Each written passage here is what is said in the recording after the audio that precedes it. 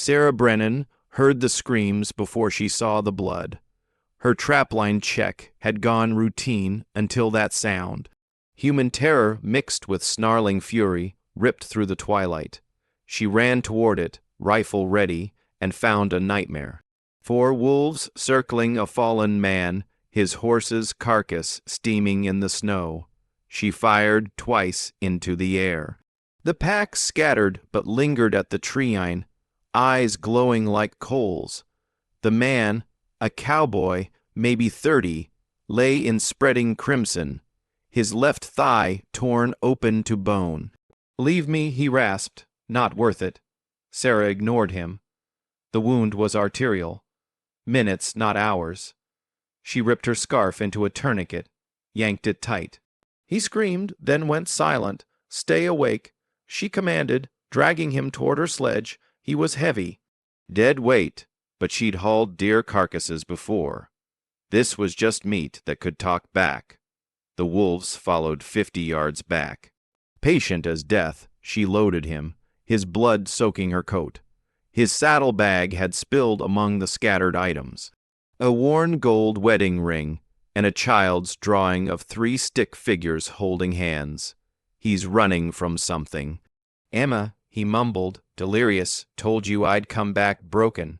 Sarah's cabin emerged through the blizzard like a promise. Lamplight in a single window. She dragged the stranger inside, bolted the door, and only then allowed herself to shake through the window. Wolf eyes watched. They weren't done with him, and neither apparently was she. For 3 days, Cole-Hartley burned. Sarah changed blood-soaked bandages, spooned broth into cracked lips, and listened to him confess sins to ghosts. She learned his wife's name, Emma, his son's, Thomas, age 5, and the guilt that carved channels in his fever talk. "I wasn't there, God forgive me, I wasn't there," she understood. 2 years ago, Calera had taken her husband David while she'd been in town buying flour. Guilt was a language they both spoke fluently. On the 4th morning, his fever broke. Cole woke to find Sarah asleep in a chair beside his makeshift bed, her face gray with exhaustion. He studied her red hair escaping its braid, worn hands folded in her lap, the kind of tired that came from caring too much. "You should have left me," he said when her eyes opened. "Maybe." She stood, poured water, but I didn't. Their first real look passed between them, recognition of mutual haunting. A knock interrupted. Sarah's face tightened. "Stay quiet." She opened the door to Jenkins, the town supply runner. His gaze slid past her to Cole. "Just checking on you, Mrs. Brennan. Heard you had company, injured traveler, Christian duty." Of course, his smile didn't reach his eyes. "I'll let folks know you're managing, alone out here with a strange man and all." After he left, Sarah stared at her reflection in the window. She still wore her late husband's wedding ring on a chain around her neck, another ghost she carried. "Storm's coming," she said. "Though the sky was clear, you'll need to stay until you're strong enough to travel." Cole heard the lie and the hope beneath it. 1 week later, Cole could walk 3 steps before pain buckled his knee. "Enough to leave," he announced. Sarah poured coffee like she hadn't heard. Outside, the first cardinal sangfall spring, the kind that promised warmth and delivered frost. He tried again. "I should go before I ruin you." Ruin. She finally looked at him. "This town decided I was ruined when I kept this homestead instead of remarrying." "You're just their latest excuse. Tell me why you stayed," he said. So she did. Widowed at 25, refused to sell land. Her husband had died proving up, turned down 3 marriage proposals. The town called her unnatural, stubborn, proud. "And you?" she asked. Cole's story came slower. Emma and Thomas dead 18 months to death. Uriah while he'd been 200 M away on a cattle drive. Since then, he'd been drifting, taking dangerous jobs, half hoping death would find him. "We're both haunting places," he said. "Not living in them." Sarah opened her mouth to respond. but hoofbeats interrupted through the window. Jenkins again, this time with church women. Mrs. Caldwell, 60 and righteous, didn't wait for invitation. Mrs. Brennan, this situation is intolerable. A widow and a drifter, unchaperoned. The congregation demands proper arrangements. He's injured, Sarah said evenly. I'm Christian. That's the whole story. The whole town is talking. Let them. After they left in a huff, Cole found Sarah on the porch, shoulders shaking. He sat beside her, didn't touch, just presents. Distant wolves howled. Spring's coming, he said. Neither believed it. Cole Hartley hadn't built anything in 2 years, not since Thomas's toy box, unfinished in a Wyoming barn. But here he was, hammer in hand, fixing Sarah's sagging fence while she fed chickens. Domestic life felt like a language he'd forgotten, but somehow still understood. Over the next 2 weeks, he repaired what winter had broken: fence posts, roof shingles, the barn door that hung crooked. Sarah taught him her land, which creek held trout, where wild onions grew, how to calm the nervous mare. Partnership bloomed through labor, small intimacies accumulated, hands brushing. As they passed tools, shared laughter when chickens escaped into the house, comfortable silences that felt like conversation. He carved decorative wild flowers into a new fence post, included her initials, left it as a surprise. Sunday arrived. Sarah attended church alone. Cole watched her ride away, then spent the morning carving.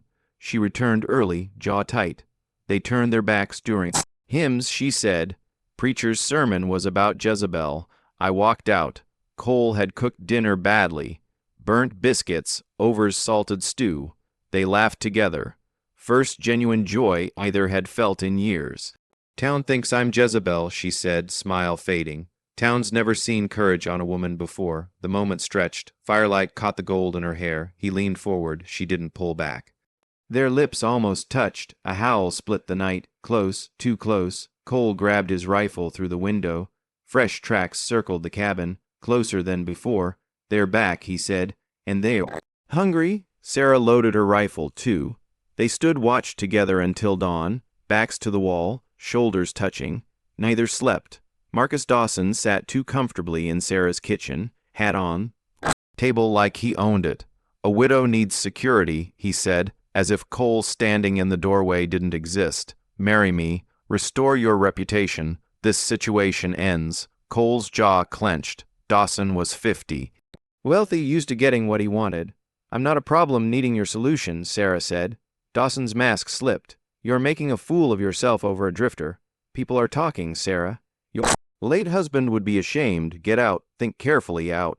After Dawson left, Cole paced. Men like him don't take no. He'll find dirt or invent it. Let him try. That evening, courage found that both. Cole stopped pacing, stood before her. I'm falling in love with you, Sarah, but I'm wrecked inside. I've got nothing to offer. I don't need whole, she said quietly. I need honest. He kissed her. Then tentative, then desperate. 2 years of loneliness meeting. She removed her widow's ring, set it on the mantel. I'm done haunting, she whispered. The next morning, hoofbeat had shattered the peace. Sheriff Garrett, deputy beside him, unrolled a wanted poster. Wanted, Cole Hartley, murder, Wyoming Territory, $500 reward. Sarah's stomach dropped. That's me, Cole said, but not the whole truth. The sheriff's face was grim. You'll need to come to town, son. Answer some questions. He's not going anywhere until you hear his side, Sarah said, but she saw the doubt flicker in sheriff's eyes. In this territory, doubt was as deadly as a noose. I shot a man, Cole said, but I didn't murder him. In Sarah's cabin with the sheriff taking notes. Cole told the story, a ranch foreman in Wyoming beating a 10-year-old Mexican boy half to death for spilling grain.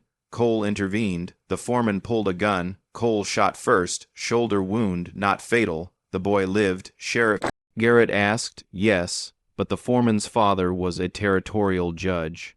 I ran rather than face a rigged trial. That's his story, the sheriff said to Sarah. Dawson says different. Says Hartley Dangerous. Dawson wants my land and my submission. Sarah shot back. Which one do you believe? The sheriff left to wire Wyoming, but the damage was done. Town meeting that night. Dawson's doing. Sarah went alone, stood before the congregation while they shouted accusations harboring criminals. The preacher demanded she renounce Cole or face excommunication. If protecting a child is a crime, she said, voice steady, then I'll stand with criminals. She walked out into jeers. When she returned home, the cabin was empty. A note on the table, you deserve a life, not a legend. Don't follow. See.